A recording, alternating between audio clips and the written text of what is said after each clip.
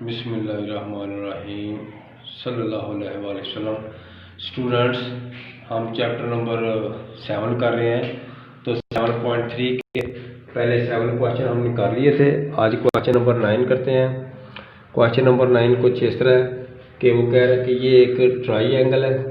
इसके जो आल्टीट्यूड्स होते हैं, आल्टीट्यूड का मतलब होता है कि ये सीधी लाइन इसके ऊपर परपेंडिकुलर आती है, इसको आल्टीट्यूड कहते हैं। इसी तरह इसका आल्टीट्यूड ये सीधा उसके ऊपर परपेंडिकुलर जाएगा और इसका सीधा उसके ऊपर परपेंडिकुलर जाएगा। तो मैं ना इनको ऐसे करके लिख लेता हूँ। ये इसका नेम दे लेते हैं ओ। तो ओ ए मीन के ए वेक्टर, ओ बी ये बी वेक्टर और ओ सी ये सी वेक्टर। तो ये आल्टीट्यूड ये कंकरेंट है। कंकरेंट का मतलब है कि they meet at a one point, यानी एक नुक्ते के ऊपर वो मिलते हैं। इसको हमने प्रूव करना है। Consider A B and C are vectors of vertices of triangle having position vector a, b and c respectively. Let altitudes on a b, यानी ये जो a b है इसके ऊपर जो altitude होगा and b c altitude intersect at origin, यानी फर्ज करें कि a b का altitude और b c का ये इंटरसेक्ट करते हैं किसके ऊपर जी, ओरिजिन के ऊपर O 0 सिंस ओ सी, ये जो ओ सी है is perpendicular to A B, ये जो है ओ सी ये ए बी के ऊपर सीधी अगर बनाए तो यहाँ पे ये क्या होती है, परपेंडिकुलर होती है। दैट इज ओ सी। अगर परपेंडिकुलर है तो परपेंडिकुलर वेक्टर क्या होता है, उनका डॉट प्रोडक्ट इक्वल टू 0 होता है। तो ओ सी को सी से ज़ाहिर करेंगे, ए बी को B minus A equal to 0, C B minus C dot B minus C dot A equal to 0।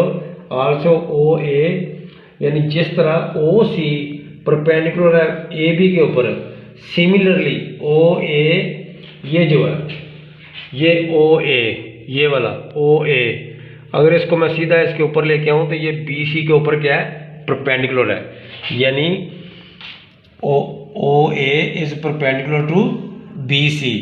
तो O A dot B C equal to 0, O A का लिख लेंगे ए, बी सी का C minus B equal to 0, A dot C A dot B equal to 0।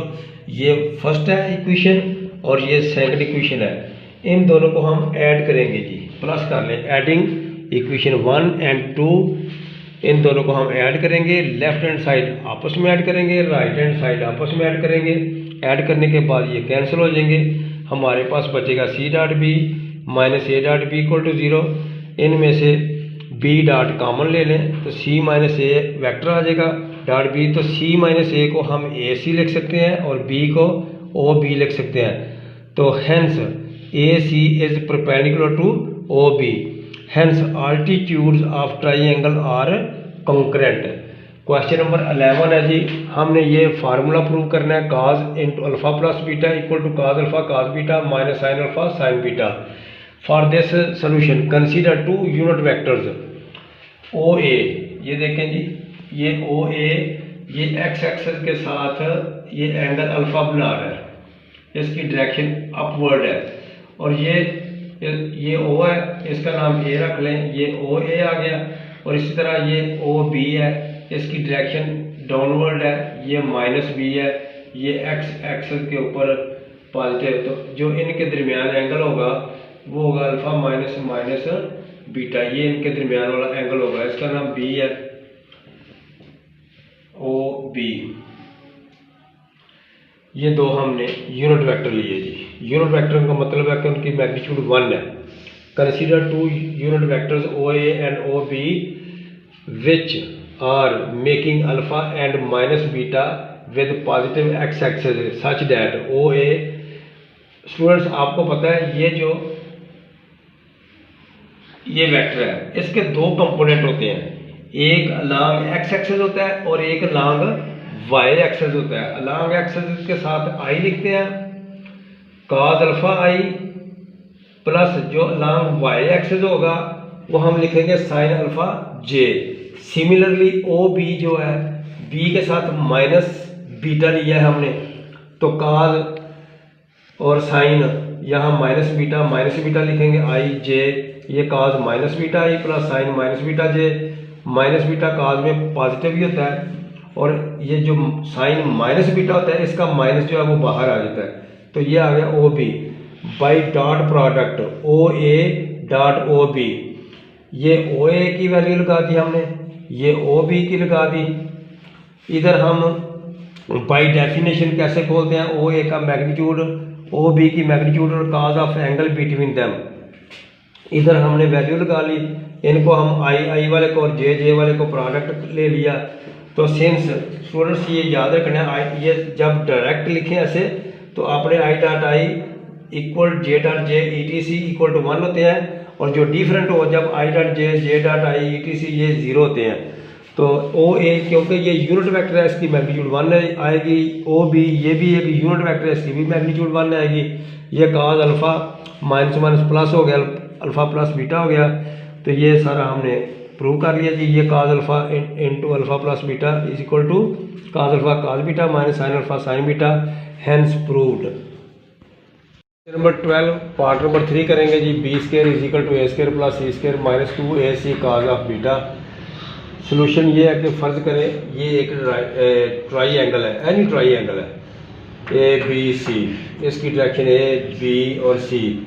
और students ये याद रखना है जब ट्राई एंगल की साइड्स को हम ऐड करेंगे तो वो इक्वल टू 0 होता है, यानी A plus B plus C equal to 0 होते हैं ये साइड। यानी यहाँ से हम शुरू होते हैं, ऐसे जाते हैं, फिर ऐसे, फिर ऐसे, फिर यानी कि उसी जगह पे आ जाते हैं घूम के।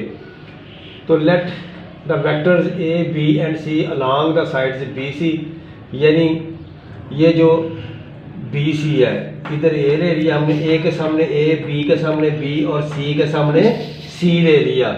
तो sides B C C and A B of triangle A B C as shown in figure. तो कोई भी ट्राई एंगल हो उसकी साइड को ऐड करें तो इक्वल टू 0 आते हैं। यहाँ से बी अकेला कर लें, ए प्लस सी उधर जाकर माइनस हो गया। यहाँ हम बी से डॉट प्रोडक्ट लेंगे, इधर भी और इधर भी, यानी डॉट बी खुद से लेना है, इधर भी डॉट बी। इधर जब दो एक जैसे वेक्टर हो तो वो स्केयर हो जाता है। तो ये बी की वैल्यू ये दोबारा ये वाली वैल्यू इस जगह पे रखें, तो ये माइनस माइनस प्लस हो जाएगा। A dot C, C dot A, C dot C, तो ये बी स्केयर हो गया। ये भी दो सेम एक जैसे वेक्टर आ गए, इनका भी वेक्टर ख़त्म होकर ये स्केलर ए स्केयर बन जाएगा। ए डॉट सी और सी डॉट ए ये सेम है, तो इनको हम 2 टाइम्स ए डॉट सी लिख सकते हैं। और ये भी सी डॉट सी स्टूडेंट्स एक जैसे हैं तो इनका स्केयर हो जाएगा। तो ये B square is equal to A square और सी को पहले लिख लो, 2 ये डॉट ओपन करेंगे जी। तो ए डॉट की बजाय हम वेक्टर नहीं लिखेंगे बल्कि ए सी लिख लेंगे। जब इनके नीचे लाइन नहीं ना लगाई मैंने तो इसका मतलब है ये स्केलर हो गए, अब वेक्टर नहीं रहे। तो cos ऑफ एंगल बिटवीन इनके दरमियान जो एंगल होता है ना ये वाला, ये एंगल है, एंगल जो ये डॉट खोलेंगे ए डॉट सी, तो ये ए सी है, तो इनका हमने इन साइड वाला एंगल ही लेना है। ये जो बाहर है ना पी पाई माइनस ए, क्योंकि ये देखो स्टूडेंट्स ये सारा पाई होता है, यहाँ ऐसे करके ये सारा पाई है।